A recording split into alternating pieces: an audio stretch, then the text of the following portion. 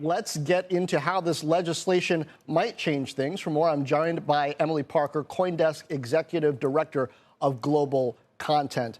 Emily, this comes at an interesting time after we know the CFTC is suing Gemini, the exchange that was started by the Winklevoss brothers, over how they represented the way things work over there. How is regulation of Bitcoin, et cetera, by the CFTC likely to change this market, you think? I think that the most important thing is that this should bring some sort of regulatory clarity if it goes through. Now, remember, this is Washington and this is Congress, so nothing is going to happen immediately, and it's quite unlikely that anything will happen this year. But if we do see some version of this bill pass, then yeah, it could bring some certainty to a market that people are just really confused about. People don't know what's a security and what's a commodity. People don't know what the SEC is doing and what the CFTC is doing. There's a lot of questions about consumer protection, and I don't think that this is going to solve all of these questions, but I think just anything that could just make people think that there's a little bit more clarity in the way things are regulated, I think will be good for the market. But ultimately. I don't get the sense that retail traders, and I hesitate to use the word investors in all cases, care whether Bitcoin is a commodity, right, or a security. They just think, hey, this is going to be worth something. I think it's going up, perhaps. And I wonder what the perspectives are on whether regulation helps make clear referees and rules of the road so people are more eager to play, or does it make the game less exciting in a way, taking away some of that volatility or even price spikes and have fewer people in the market and therefore prices go down?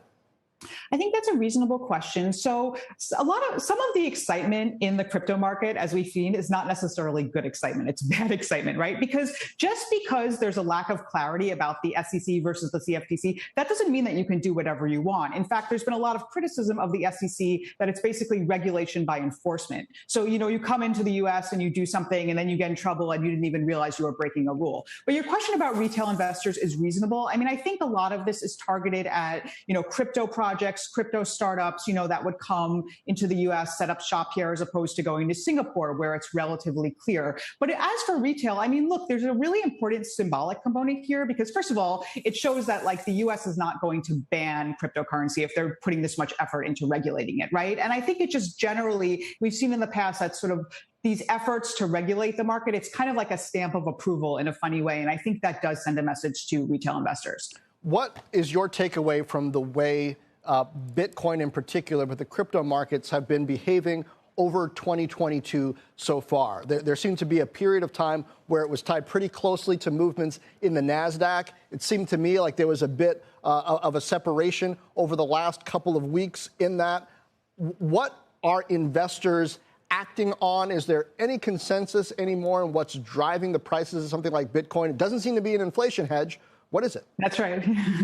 Well, I don't know if there was ever any consensus on what drives Bitcoin prices. It always depends on who you ask. But, for 2022, you're exactly right. 2022 has been largely defined by a very high correlation between crypto and equities. And on the one hand, that's a little bit disappointing, right? Because what's the point of Bitcoin if it's not this unique asset? If it's just acting exactly like equities, then what's the point? And I think people are asking that. Bitcoin also is supposed to be an inflation hedge. That's such a big part of its identity. And now, in theory, this should be Bitcoin's moment to shine. I mean, we are in, real inflation now, and we're not really seeing that. So yeah, I mean, I think there's some disappointment that Bitcoin is not acting like a safe haven asset. It's not acting like a hedge against inflation. But, again, this is a longer term narrative. So I think we're going to have to see if it does start serving those purposes over the longer term.